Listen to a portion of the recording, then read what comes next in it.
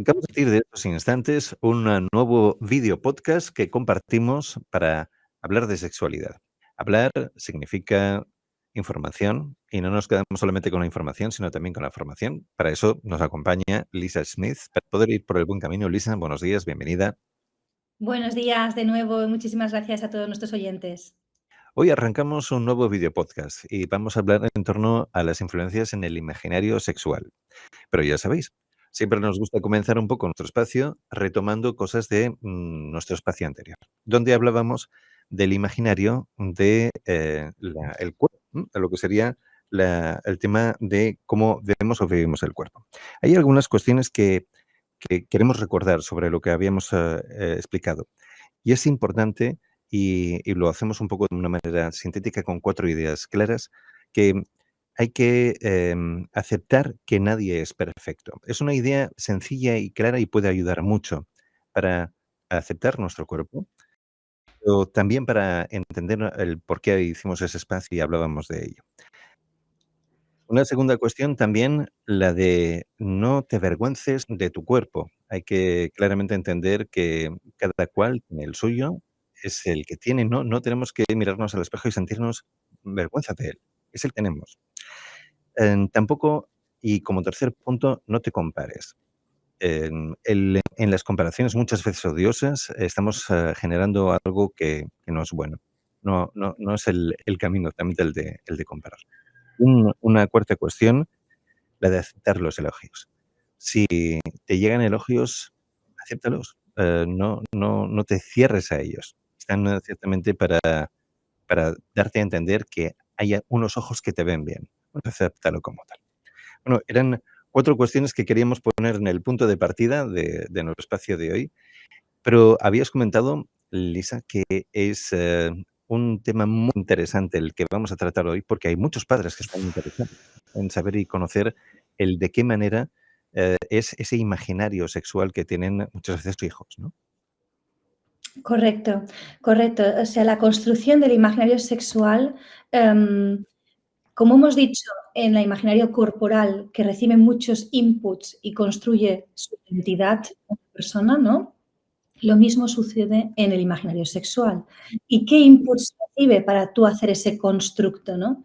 Pues el imaginario social mismo que hay del cuerpo ideal, ¿no? Y ahí volvemos a recuperar el que no nos hayan escuchado, escuchar el podcast anterior, y la hipersexualización que existe. Os voy a mostrar un vídeo cortito, ¿vale? De lo que ya empiezan las niñas, sobre todo impacto sobre la mujer, ¿vale? Porque siempre impacta la sociedad más sobre el corpóreo femenino. Os voy a compartir este y a ver qué es lo que pensáis.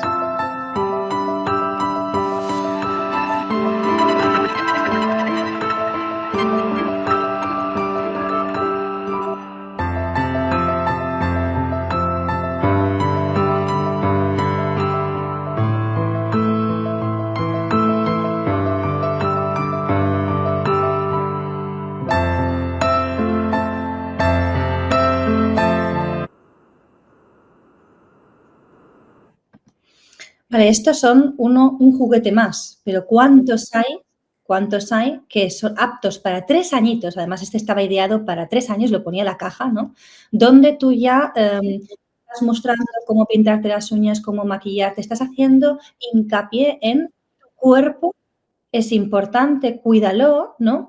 Pero además es importante porque cuanto más, ¿no?, hagas con él, más vales, ¿no? Y volvemos a poner el foco en la valía de una mujer sobre su cuerpo y no sobre su inteligencia, sobre sus habilidades, ¿no?, sobre sus emociones, sobre otras cuestiones, ¿no?, otras agencias que no sea el cuerpo. Con lo cual volvemos a mercantilizar a las niñas desde bien pequeñitas.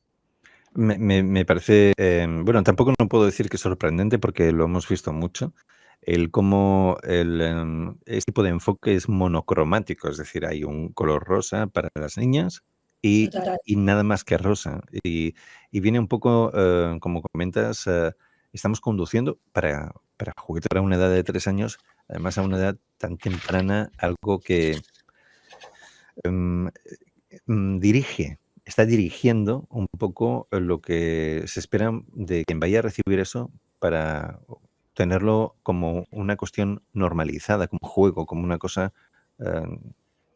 que va a marcar de allí en adelante, seguramente. Has dicho una cosa muy importante, el juego. Es que de niñas y niños se aprende con el juego. Entonces, si estás jugando a esas cosas, al final las hacen suyas, las apropian. Y luego nos cuestionamos el concepto, como hemos dicho en el anterior podcast, de autocosificación. Es decir, luego vemos a mujeres o chicas más jóvenes de 16, 18, 20 y pico de años que salen en plataformas como con Sonsoles en la televisión y demás diciendo que ellas son creadoras de contenido en OnlyFans y que están contentas porque ellas lo han elegido, son libres de acción, ¿no? Y ellas llevan su propia agencia, cuando en realidad no entienden que han sido condicionadas a lo largo de toda su vida por todos esos inputs, estos inputs sociales, culturales, etcétera, familiares, religiosos, etc., porque son muchos, ¿no? Hasta llegar a ese punto que ella se ha hecho propio esa normalización, o sea, ha hecho una vinculación directa a sí misma sobre esa cosificación, ¿no? De ella o de partes de su cuerpo. Con lo cual, como veis, son como gotitas que gota a gota va mermando en nuestra psique hasta hacer lo propio. Es lo mismo que si yo ahora te digo, es una actividad que hacemos también en las clases, dibújame, cierra los ojos y en 3 segundos dibuja una casa mentalmente. Haz ese ejercicio. Y ahora dime, ¿qué geometrías o cómo lo has usado? ¿Cómo descríbemela brevemente? Para hacer una casa, Una casa. como un cuadrado regular, una chimenea, una puerta, una ventana. Vale, muchos dicen un cuadrado y un triángulo, ¿no? El triángulo es el tejado, ¿no? Y el cuadrado es la parte de la casa. ¿Y esto por qué has llegado tú a esto? Porque desde casitas, parvulitos, ¿no? Te han hecho hacer ejercicios de pinchar con una agujita la forma de la figura de una casita o pegar gomets, ¿no? O pegar cositas con volumen o purpurina, lo que sea. Tú has hecho ejercicios con esa casita. Entonces a ti luego con 40, 50 años te preguntan, dibújame una casa y sigues dibujando el cuadrado y el triángulo, ¿no? Pues esto es lo mismo. Fácil y rápido.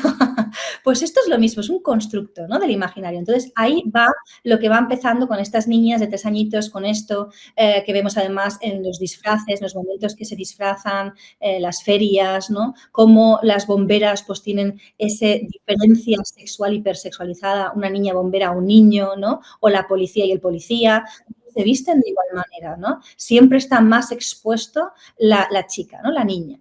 Aparte, también vemos numerosos concursos de moda, sobre todo en Estados Unidos tiene mucho auge, ¿vale? Niñas muy jóvenes que incluso se retiran sus dientes, se ponen implantes para tener mayor sonrisa, y te estoy hablando con 7, 9, 12 años, ¿vale? Entonces van a la estética también, ¿no? Entonces, es tremendo. Y luego, a la otra cara, nos encontramos una sociedad en la que no nos permiten envejecer.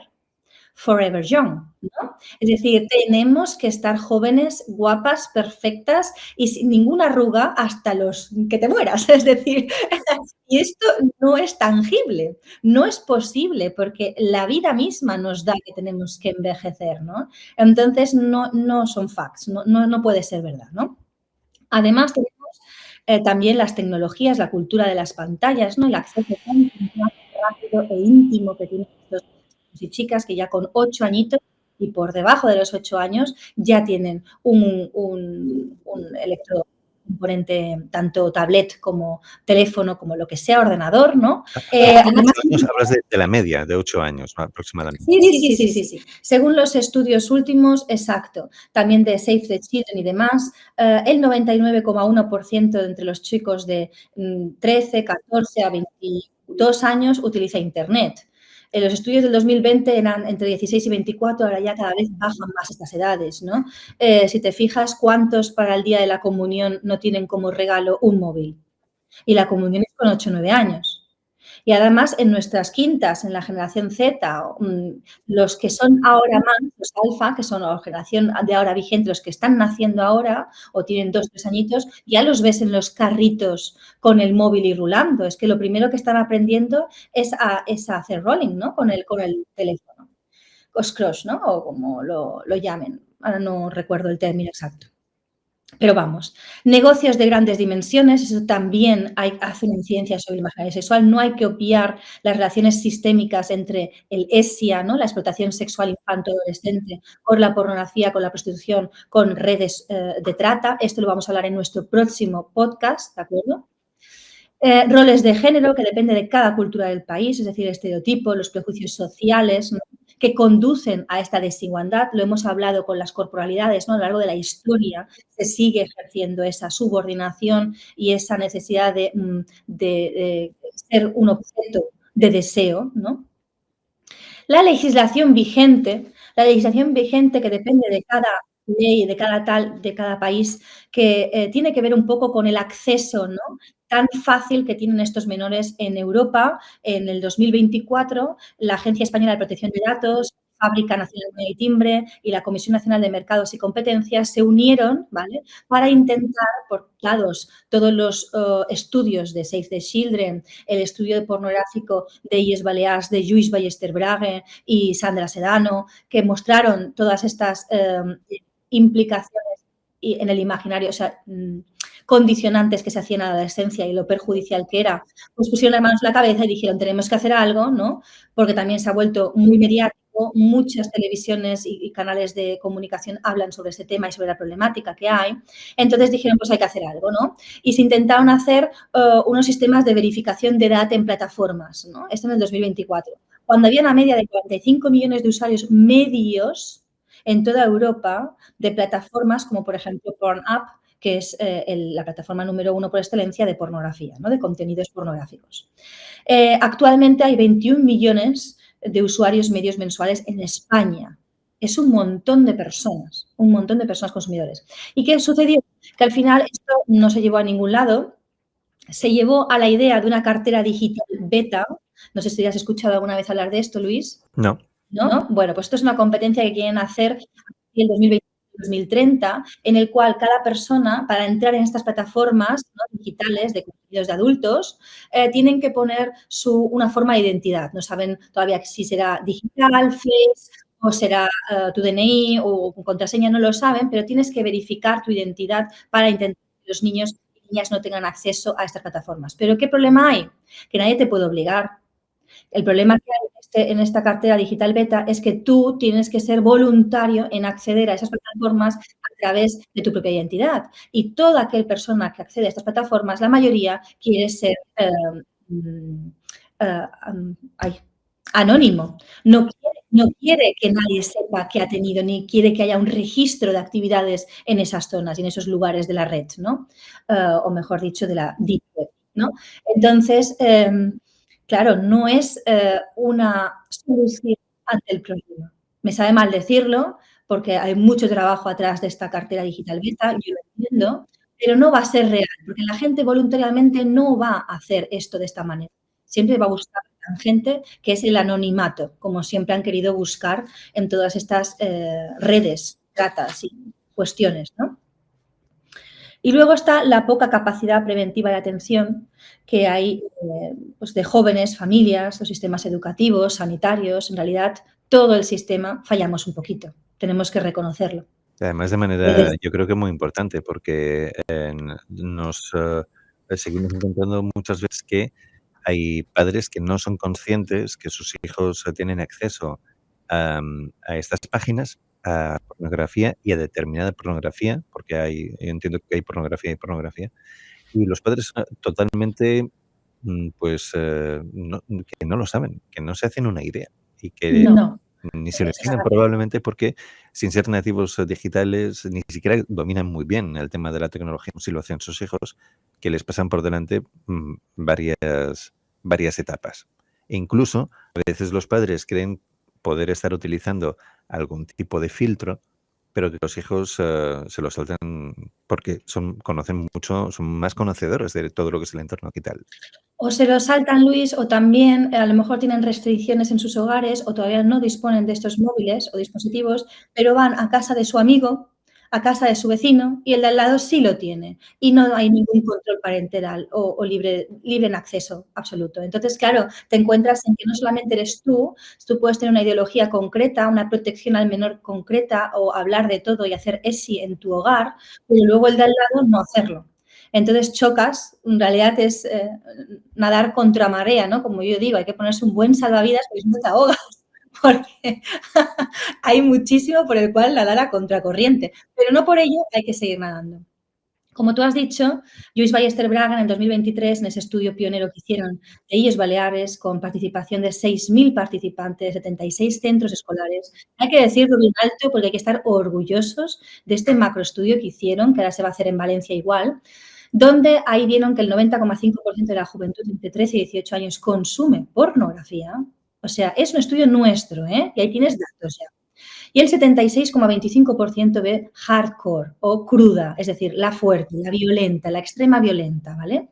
66,9% de estas son chicas y 84,7% chicos. Siempre hay un componente más de chicos que de chica porque tienen un neurotransmisor que es la testosterona que hace que sean un consumidor fiel. Y esta hormona, como es en más cantidad en el sexo masculino que en el femenino, por eso ellos tienen más riesgo a dependencias, tanto adicción a pornografía como drogas, alcohol, ludópatas y demás, ¿no? Videojuegos, y etc., ¿no? Es por esto, básicamente.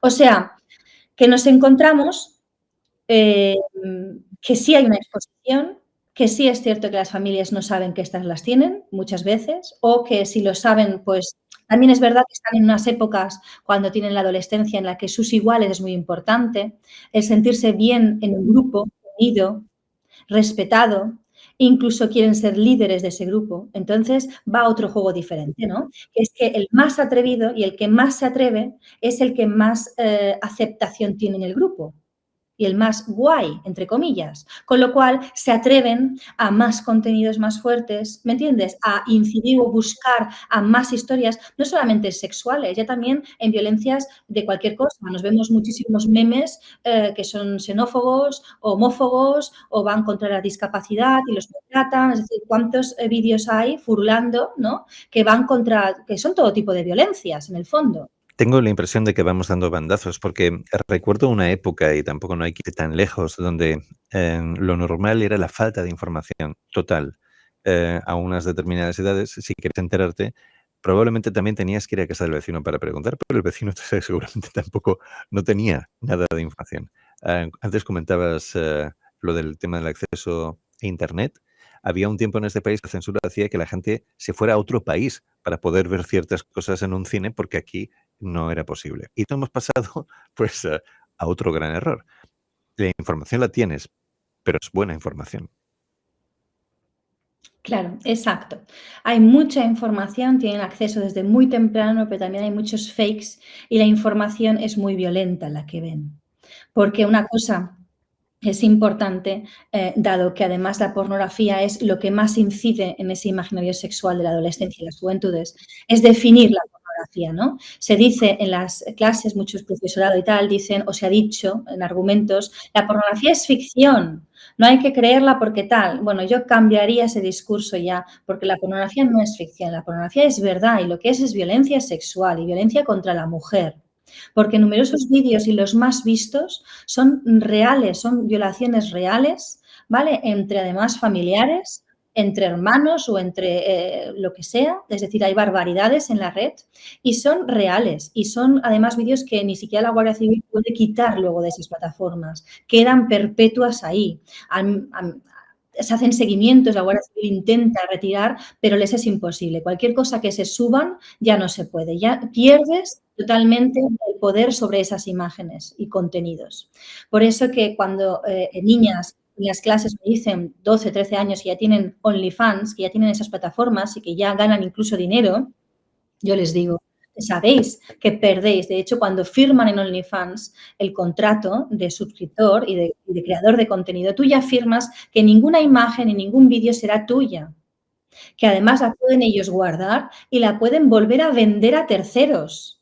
O sea, no solamente ganarás tú con ese contenido tuyo, sino que ellos también tienen ese poder de seguir vendiéndolo a otras plataformas o a otras privados. Con lo cual, la importancia de no mostrar las corporalidades o no entrar en todo esto porque te estás mercantilizando a ti misma, ¿no?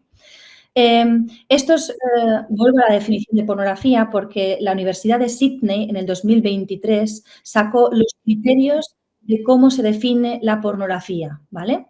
Y son 6, se definen, 6 criterios. 1, por las prácticas que muestra, porque son tratos denigrantes a las mujeres y la violentas.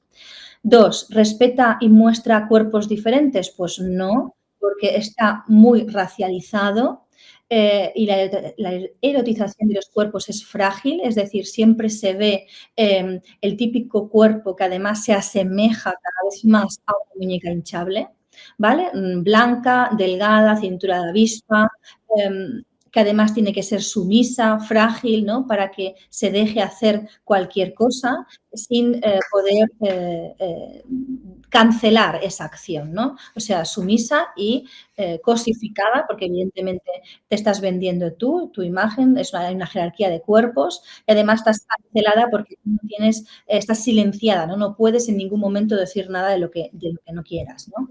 Con lo cual, la 3 ya la estoy respondiendo, no muestra ni consentimiento ni consenso en ningún momento. 4, se produce sin garantías de producción. No hay que olvidarse que la pornografía no deja de ser como si fuera un vídeo, un cine, ¿no? Algo cinematográfico, es decir, que tendría que tener su plataforma, su escenografía, sus luces, su cámara, ¿no? Su seguro de salud, ¿verdad?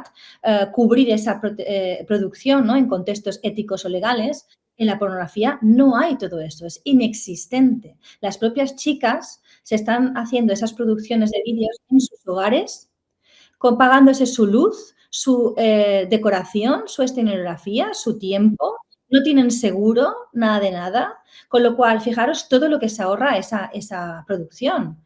Están ganando millones y millones y millones de euros porque están haciendo que las propias creadoras de contenido pongan todo el escenario. Aparte, que muchas de ellas, no hay que olvidar, que vienen de la trata, ¿vale? Que son personas que no deciden hacer esto por voluntad propia, sino que tienen una necesidad atrás, venga a ser porque vienen de otro país, porque les han quitado el pasaporte, porque están condicionadas porque tienen hijos, hijas en otro sitio o les han traído de aquí por inmigración, de forma engañada. Situaciones con lo cual que hay de desigualdad y de poder, porque no deja de que no es totalmente esclavizado, ¿no? Es explotación hacia la mujer y también sexual a infancias y adolescencias, porque hacen lo mismo con niñas y niños, ¿no? Principalmente más según los estudios.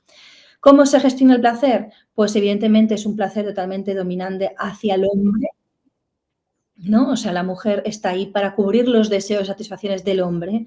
Muy poca pornografía se ve el placer de la mujer. Y ¿muestra un sexo seguro? Pues no. Hubo una época en los años 80 en el que por los discursos de póntelo, pónselo, ¿te acuerdas? Con los condones, cuando hubo un auge importante del VIH en nuestra sociedad en España, pues entonces había alguna vídeo pornográfico que sí que se ponían los condones preservativos entre ellos, entre ellas, pero ahora mismo no, en la actualidad esto no se da. Con lo cual, si un niño, vamos a ponernos en la situación, en contexto, con 8, 9, 10 años, ve estos contenidos, pues entonces dice, pues así es como se debe de hacer, ¿no? Así es como lo hará mi mamá y mi papá. O mis mamás o mis papás, o ya no me meto en cada familia como tengan, no me meto en orientaciones, ¿no? Me meto en que esas personas con las que ellos conviven, ¿no? Dicen, pues debe de ser así, pues si me muestra esto, yo veo esto, y además en mi familia no se habla de sexualidad y no hay otro contraargumento que me diga que eso no es correcto, pues entonces esa información. Y al creer esa información, cuando después van creciendo, además ven cada vez más visionados porque quieren aprender más, porque quieren saber más qué tienen que hacer en ese momento, porque tienen sus miedos y sus inquietudes y curiosidades, cuando se encuentran con esos momentos, pues imitan todo eso que han visto.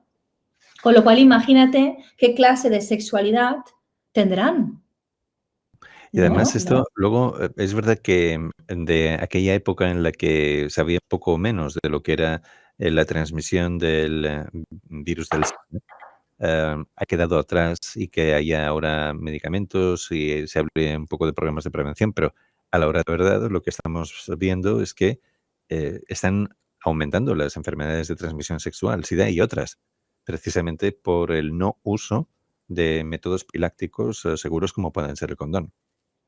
Correcto, la sífilis, la gonorrea, todo esto está aumentando muchísimo entre adolescentes y jóvenes, y no solamente ellos, también entre personas que, después de una relación larga o en cualquier en su segunda adolescencia, cuando se vuelven a divorciar, ¿no? Y vuelven al mercado, como yo digo, pues, no se ponen preservativo.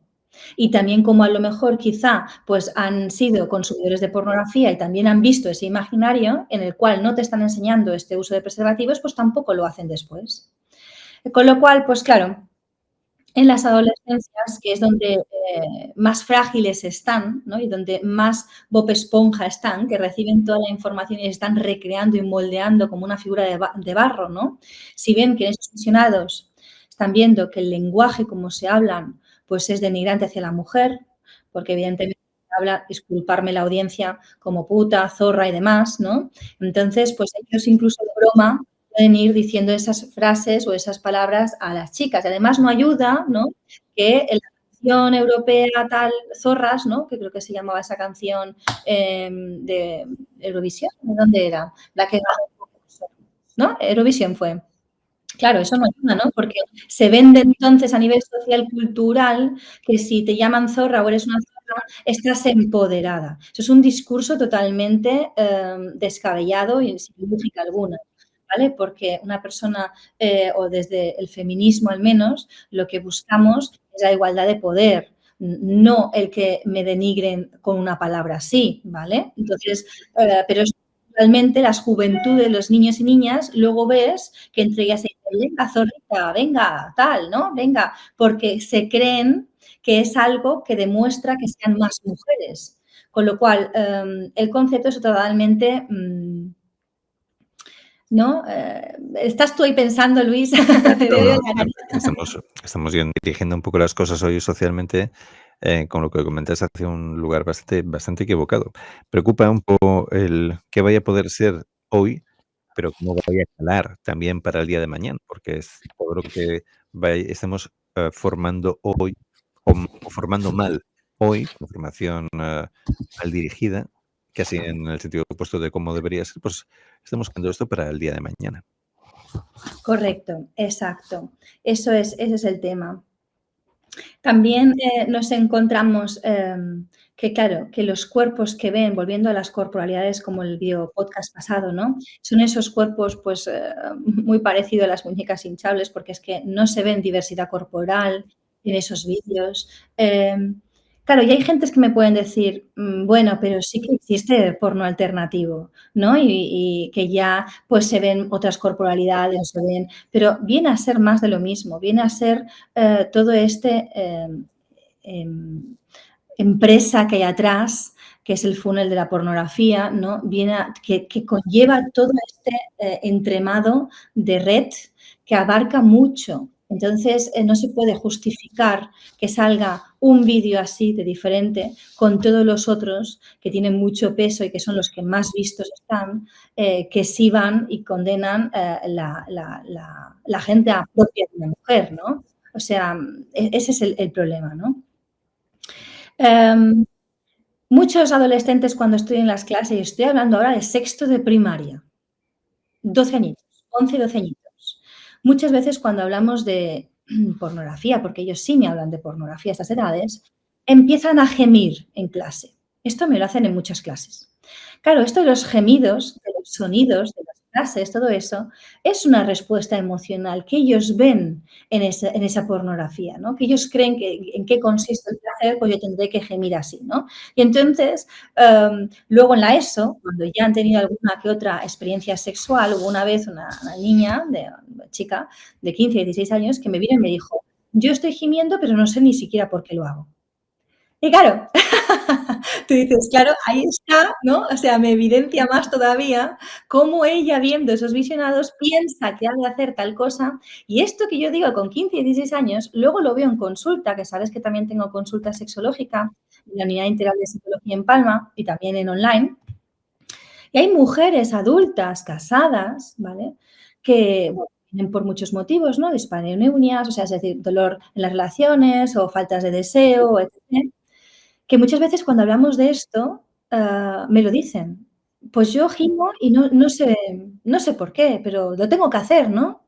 Y claro, ahí ves el que no se están escuchando sus cuerpos. Hay una desvinculación total entre el cuerpo, el deseo, la atracción, los sentimientos y todas las emociones que tienen que despertar ese acto sexual, con lo que uno tiene que hacer, ¿no? Porque proyectan esto, todo alrededor. Entonces, como lo proyectan, pues yo quizá no me tengo que escuchar a mí misma, sino que tengo que imitar lo que se ve que se tiene que hacer, entre comillas, ¿no? O sea, uno se desvincula de su cuerpo para hacer lo que dirán los demás, ¿no? O lo que dicen los demás. Es curioso eso, ¿eh? La frustración del deseo masculino no existe en la pornografía, no se ve. Por eso muchas personas en consulta hago mucha educación sexual en consulta, porque no saben cómo se genera ese deseo femenino. No saben cómo se obtiene, ¿no? Todo esto. La comunicación, la seducción. Antes, antiguamente, en nuestra época, Luis, cuando habías algún vídeo pornográfico, había una escena previa, ¿no? Venía el lechero o el bombero, ¿no? Había un diálogo. Había un argumento, una sinopsis. Había un algo, ¿no? Algo Algo que previo. ayuda a Exacto. Ahora no. Todo esto se ha cortado y van directos. O sea, esto también, luego hay chiquillos de tercero o cuarto de la ESO que me vienen y me dicen, pues que no sé cómo entrarle a una chica. Ese, ¿qué les tengo que decir? Pero ¿cómo se dice, cómo se expresa la comunicación? No hay diálogos en la pornografía. Entonces, claro, luego, ¿sabes? Se generan esas situaciones de estrés en los que y de frustración también, que no saben qué hacer, ¿no? Y bueno, lo de la duración es un temazo. Eso preocupa muchísimo, muchísimo. En las adolescencias, juventudes y también en los adultos, ¿no? Yo no duro tanto como esa película, como ese actor porno, como ese tal. Yo siempre les digo, pero a ver, dejar de pensar que sigue siendo una película, que tiene cortes, con lo cual cortan una escena, ¿de acuerdo? Y luego la enlazan otra vez con la siguiente, con otra erección totalmente diferente. Y tú piensas que esa persona ha tenido 45 minutos de erección y a lo mejor son seis cortes que han hecho entre medias. Con lo cual, eso es importante hacerle hincapié porque ellos piensan, ¿vale?, que son menos y empiezan a tener muchos problemas y mermar su autoestima porque ven que sus elecciones no tienen esa duración que ven en los visionados, ¿no? es un gatillazo emocional de partida, de punto de partida. Tal cual, tal cual, tal cual. Además se comparan, ¿no? Y hace un chico, que yo tenía un chico en consulta de 15 añitos, que él hacía pues simulaciones, ¿no? Y me iba diciendo que cada vez lo conseguía más. Y tú dices, pero a ver, que no va de eso. O sea, tenía como metas de llegar a tantos minutos. Porque claro, como lo veía y era así, pues había que llegar a esa era la línea, ¿no? Como ves, nos ponen una línea muy alta en todo, en la estética, en lo sexual, en lo corporal, en la belleza, es que en todo, en la económica, a todo lo que es, ¿verdad? Y es agotador. Y yo me pregunto, ¿por qué hay que llegar a esa línea? Porque nos la han impuesto. Vamos a tratar de borrar esa línea. Lo que pasa es que es un trabajo tremendo y lleva una madurez personal muy grande hacer eso. Bueno, yo me gustaría pensar que estos videopodcasts ayudan un poco, ya no digo ni tan solo, a educar, sino a darnos cuenta un poco de cuál es, la situación y el punto de partida en el que estemos, ¿no? Yo creo que siempre podemos invitar a que quien quiera saber más se pueda poner en contacto contigo, pueda, pues eso, preguntar. Yo creo que ahí, siempre dejo la puerta abierta y es necesario un poco que sepamos que está esa posibilidad de profundizar, conocer más, de revisar cuestiones. Y nosotros lo hacemos de podcast en podcast. Antes de irnos, si te parece, vamos a recordar de qué hablaremos o qué trataremos en el próximo video podcast. Vale, en el próximo video podcast hablaremos de lo que son, tengo que leerlo un momentito. Vale, la relación entre redes sociales, pornografía, prostitución, trata y ESIA, ¿vale? Es un poco todo. Si te parece, antes de acabar, ¿os puedo mostrar una diapositiva?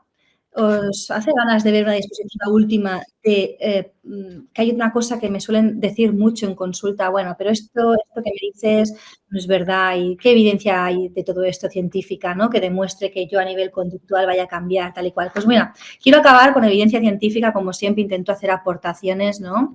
Fijaros, este es un estudio que se hizo Boone en el 2014, ¿vale? Con resonancias magnéticas. El primer estudio realizado en Estados Unidos. Voluntarios sanos en la parte de arriba, voluntarios con conducta sexual compulsiva en la parte de abajo, ¿vale? Como uno se da cuenta, y ya hay una diferencia entre los puntitos que veis amarillos, ¿vale? Que son en el momento del comienzo de todo lo que es la respuesta dopaminérgica cerebro, que tanto se da en adicciones a la pornografía como en tabaco, alcohol, juego, videojuegos, es decir, en todo, el cerebro actúa de la misma y responde de la misma manera, ¿sí? Se agranda, ¿vale? El cuerpo estriado ventral, que participa en el procesamiento de la recompensa y la motivación.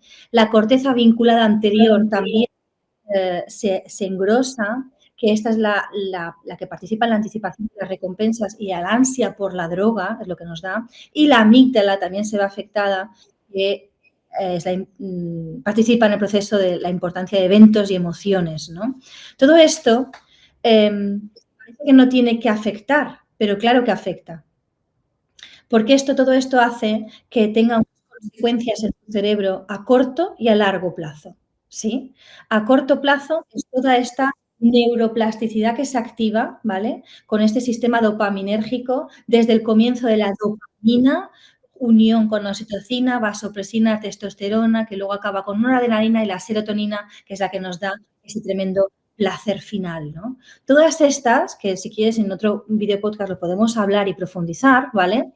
Se activan y como consecuencia hacen que estos visionados que tú veas impacten en tu cerebro y con lo cual impacten sobre tus niveles de atención, memoria, planificación y organización, ¿vale? Porque esta afectación impacta sobre el prefrontal, ¿vale? Que es aquí en el prefrontal donde se gestiona todas esas funciones de atención, memoria y demás. Es más, muchos profesionales, como Alejandro Villena o Luis Ballester Braga y demás, ya así cuando hablamos un poco de todos los efectos de la pornografía, ya se cuestionan esto de quién pone antes la gallina o el huevo, quién fue antes, ¿no? Porque ¿quién fue antes? ¿Una persona que ve visionados pornográficos y hace efectos compulsivos y se vuelve conductualmente como una persona TDAH?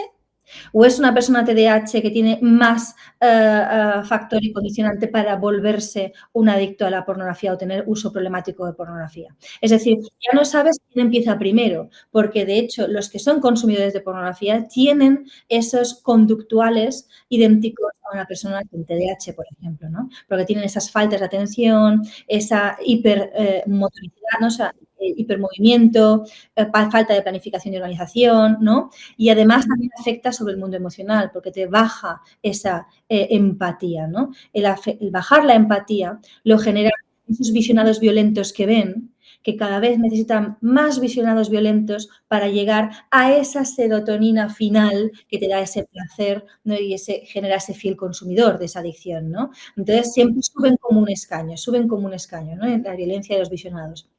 Y todo eso, evidentemente, hace que tu empatía baje en tu grado, ¿no? Tú subes y la empatía baja, ¿no? No es totalmente... Y claro, ¿esto qué hace? Que evidentemente repercute a ti en que aumenta tu soledad, aumenta tu insatisfacción sexual, se generan muchas disfunciones eréctiles. Yo tengo pacientes con 16 años con disfunción eréctil o que si no tiene un móvil al lado con visionados pornográficos no tiene una erección. Destruye el deseo sexual propio y el de tu pareja, porque luego, ¿qué pasa con esas parejas, no? Que dicen, oye, es que yo no puedo, ¿por qué tiene esa erección? ¿Por lo que veo por mí? Y se autocuestionan evidentemente, ¿no? O sea, ¿qué genera ese deseo? ¿Quién activa todo esto? Aparte de que, claro, creas una mirada más cosificante hacia las mujeres, ¿no? Y favorece, si tú eres un consumidor de todos esos productos, favoreces que esa trama de la prostitución, trata y esa industria de explotación se siga generando, ¿no? Con lo cual, bueno, ahí son muchas cosas que se pueden hablar. ¿Qué es lo que yo diría a las familias para ya cerrar, ¿no? ¿Qué es lo que pueden estar atentos? Señales de alarma, ¿no? Porque evidentemente ellos tienen curiosidad, ellos buscan información, ellos quieren encontrar, las familias a veces pues no están, no disponibles de esos medios o de esos conocimientos. Entonces, pues les aconsejo estar presente siempre, intentar mirar pues, las propias mochilas emocionales, ¿no? La propia historia de uno, un poco desde ahí siempre, la automirada, ¿no? ¿Por qué me cuesta hablar de estos temas? Quizá a mí me faltó, quizá yo no tuve ese apoyo, quizá necesito educación, ayuda externa, ¿no? Entonces, si yo veo que en mi hijo, mi hija, tiene un cambio en el rendimiento escolar, hay un cambio en el estado de ánimo, resulta que está hecho un zombi las primeras horas de la mañana, la profesora me dice, es que está zombi, claro, si la mayoría en Pornhub, la hora punta es a las 12:05 de la noche, cuando los padres, las familias están durmiendo. Ellos se conectan, con lo cual pasan horas y se quedan, quitan horas de sueño, ellos están zombis, ¿no? Dependencias de la tecnología, aumento de esa privacidad del móvil, no quieren que les vayas a mirar el teléfono, ¿no? Sobre protección de sus redes, ¿no? Empiezan a tener un comportamiento machista y denigrante, con conductas sexuales explícitas o un lenguaje sexualizado, ¿no? Y tú ves que están como a favor o como que les gusta esa cosificación e hipersexualización en las mujeres, evidentemente son señales de alarma, tanto para familias como profesorado, como alumnado, como sanitarios, como cualquier ente que rodee a este adolescente y a este joven, ¿no? Así que, evidentemente hay que estar ahí, hay que poder ver, identificar que tengamos un problema y que siempre hay solución, siempre. Yo siempre lo diré, es cuestión de dedicar tiempo y bueno, y de quizá buscar ayuda en algún momento. Pues gracias, Lisa, por nuestro video podcast de hoy. Como siempre, muy interesante. Podemos sacar muchas cosas buenas y sobre todo podemos a veces intentar también entender la realidad de lo que está pasando. Insisto, muchas veces no somos quizás todo conscientes, a veces como padres o como formadores, ¿no? Bueno, pues nuestro próximo podcast seguro va a ser también un tiempo bien aprovechado, deseando ya que podamos compartirlo también con todas aquellas personas que nos siguen. Elisa, será hasta entonces. Venga, muchísimas gracias y no os lo perdáis. Gracias. Hasta luego. Hasta luego.